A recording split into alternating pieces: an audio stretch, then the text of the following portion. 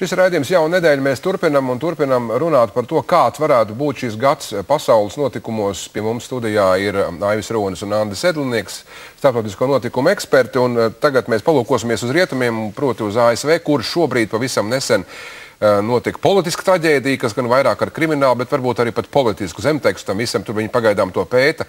Es domāju, Arizonas štatu un Tuskonas pilsētu un šo te atentātu pret kongresmeni, bet pārstāv palātas. Gabriela Gifords. Jā, bet runājot par to, ka tā ir liela traģēdija, vai tā kādā veidā spējas ietekmēt, piemēram, Amerikas iekšpolitiku, kur jau šī gada beigās reāli sāksies nākamā prezidenta amata pretendenta cīņa? Es domāju, pirmās šādas ietekmes pazīmes jau parādījās, kad tika vainot republikāņi, kad viņi, tā teikt, ir konkrētāk Sāra Peilina, ka viņa ar savu mājaslapu ir izprovocējusi kaut ko tādu un šādu agresīvu rīcību, lai gan patiesībā šis šāvējs, viņš bija kreis radikālis, ja, un kam nav nekāda sakara ar republikāņiem. Bet es domāju, ka jā, ka politiskās kaislības sit ļoti augstu vilni, un šis gadījums tiks piesaukts bieži un vietā un nevietā. Un tikai kaislības tiks uzkurināts vēl vairāk, bet tā, jā, tas būs vēl viens iemesls, teiksim, represēt radikālas organizācijas, ja tiks atrasts, ka šim šāvējiem ir kāda sakara, kā viņi saucās, Amerikas Renesanss ar šo radikālo organizāciju, ja, tad es domāju, ka... Tur jau vēl ir tā saucamā tēzes dzeršanas kustība, vai pat partija vien gluži vēl nav, kas kā trešais spēlētājs varētu būt. Ne, protams, tas, ka Amerikas abu partiju iekšpolitiskā cīņa un jau ieaugstošā aizņemtība abu partiju šajā cīņā kavē, protams, daudz ļoti svarīgi jautājumu risināšanu kā Amerikas ekonomika, tāpat arī līdz ar to nedod prezidentam un administrācijai laiku risināt globālus strateģiskus jautājumus.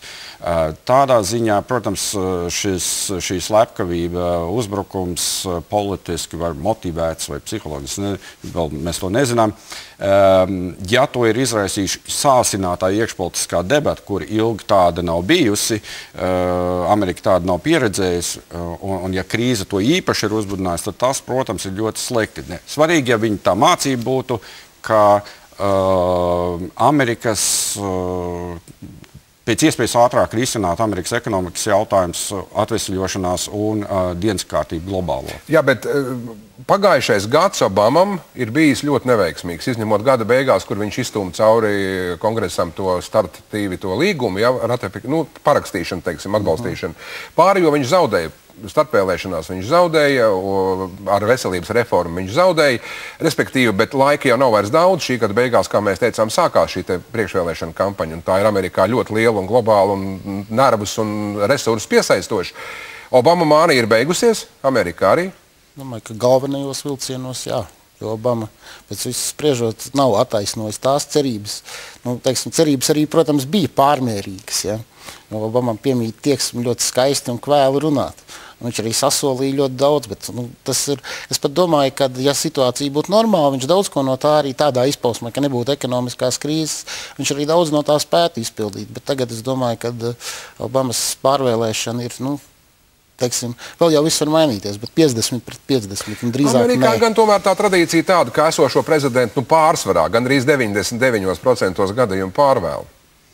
Kaut kāds viņam ir priekšrocības, kaut kāds atpazīstamības resurss, tā tālāk un tā joprojām. Protams, administratīvais un atpazīstamības un viss pārējais. Un jau iestrādāts saitnes ar sponsoriem, bet es nebūtu tik drošs. Es skatos uz aptaujām, uz visu pārējo. Kaut gan vēl joprojām pastāv iespēja, kad republikāņi savā, teiksim, pretimstāvēšanā Obamas administrācijai arī paši izmanīsies, izbojāt savus iespējamos panākumus. Un droši vien visādi var gadīties. Vai tas, ka šis gads ir tāds, ne vēlēšana, bet priekšvēlēšana gads arī Amerikā?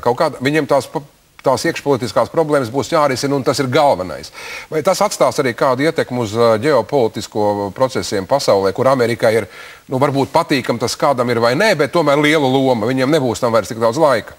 Protams, ja republikāņi nolems cīnīties ar Obamu, kā es saku, dēļ komatiem kaut kādiem varbūt nebūtiskām lietām, bet neskapēc viņiem šis politiski principiālām, tas kavē ekonomisko problēmu risināšanu pašā Amerikā un līdz ar to arī kavē Amerikas spēju risināt globālos jautājumus. Šogad ir ļoti svarīgs gads priekš to austrumu miera procesu. Ja nebūs tuvu austrumu miera procesa, nebūs kaut kāds izlīgums starp Izraēlu un arābiem un, teiksim, gatavošanās Palestīnas valsts izveidošanai, tad problēmas visiem mums būs ar Irānu, tad mums pietrūks musulmaņu arābu atbalsts, lai mēs kaut kādā veidā varētu ierobežot Irānas administrācijas. Respektīvi, visi tie sliktie puiši pasaulē, kas, teiksim, gribētu uz rietumu rēķina veidot savu politiku, savus intereses, tad rietumu kopumā zaudēs, ja Amerika būs pārāk aizņemta republikāņu un demokrāti iekšējās cīņas. Mums arī par Amerikas problēmām, un kas varētu būt šogad, ir sagatavots mūsu skats un mūsu viedoklis. Paskatīsimies to, varbūt pēc tam vēl dažus vārdus varbūt piebilstot, un tad virzīsimies tālāk. Amerikas Savienoto Valstu ārpolitiku aizvadītajā gadā sakompromitēja skandalozā Wikileaks vietne, kas arī šogad pošas pasaulē galdā celt jaunus atmaskojumus. Tiesa biežāk šķiet minēs Izraēlas un Krievijas vārdus. Iespējams, vēl līdz gada beigām resursa dibinātājs Julians Assanges būs uzcepis arī savus memoārus, bet cik ilgi diplomātisko dokumentu izgaismošana turpināsies, un vai tās gaitā tiks atklāts tiešām kaut kas patiesi sensacionāls, atliek vien minēt. ASV šis ir prezidenta Obamas izšķirošo pārbaudījumu gads. Pirmkārt, ne jau vien ar Wikileaks, bet ar jaunā veselības reformas likuma dzīvotspējas testu. Teorija un prakse mēdz atšķirties, un tie, kas balsoja par pārveidojumiem, aptver, ka sevišķo interešu grupu ietekme uz lēmumu pieņemšanu arī Amerikā ir pastiprinājusies. Savukārt sociālo garantiju sistēma ASV ir vājāka nekā Eiropā, tāpēc dzīves līmeņa pasliktināšanās būs jūtamāka, līdzīgi kā Japānā, kur arī ir skumīgs demografiskais stāvoklis. Šogad Amerikā sāksies kosmosa programmas samazināšana. Amerikāņiem šogad jādodas mājup no Irākas. Kaujas darbību viņi tur oficiāli izbeidza jau pērn septembrī. Bet ASV un Krievijas attiecībās pārstartēšanas vietā augstas vēsmas var uzvējot vairāku tiesas prāvu sakarā. Maskavā lakmusa papīra lomā atkal būs politiskās opozīcijas ietekmēšana, bet Amerikas Savienotajās valstīs kārtējo Krievu spiegu meklēšana un ieroču tirgotāja Viktora Buta liktenis. Spēka spēle par ietekmi Klusā okeāna un resursiem bagātās Centrālā Āzijas reģionos turpināsies starp Savienotajām valstīm un Ķīnu. Ķīnas bruņošanās, ielenkta milža psiholoģija un gaidāmā līderu maiņa liek bažīties ne tikai Savienotajām valstīm, bet arī Dienvidkorejai un Japānai. Tāds bija mūsu versija par Ameriku. Mēs jau te sākām pirms tam arī debats par to, bet es gribu varbūt visbeidzot Amerikas tēmas slēdzot amerikāņiem 14. gads, kā viņi teikuši, ka viņi no Afganistānas varētu aiziet. Varbūt pavisam īsi jums šķiet, ka tas būs īstenojams. Baidens ir teicis, ka ja afgāņi būs gatavi, vai tas nenozīmē atkal garajā kastītē ielikt visu to? Es domāju, ne tik daudz aiziešana, bet uz 14. gadu ideālā variantā Afganistānas administrācijai, valdībai pašai būtu jābūt spējīgai kontrolēt savu situāciju valstī un tikt galā ar drošības jautājumiem.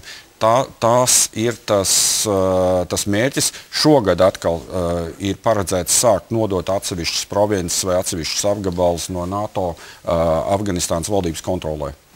Es domāju, ka tas lielā mērā būs atkarīgs no tā, vai Afganistānas valdības spēs sākt kaut kādas sarunas, kas jau it kā notiek, it kā ne, ar mērenajiem talibiem, jo ja viņi nespēs savā starpā vienoties, tad tur nekad neviens neko nespēs līdzēt.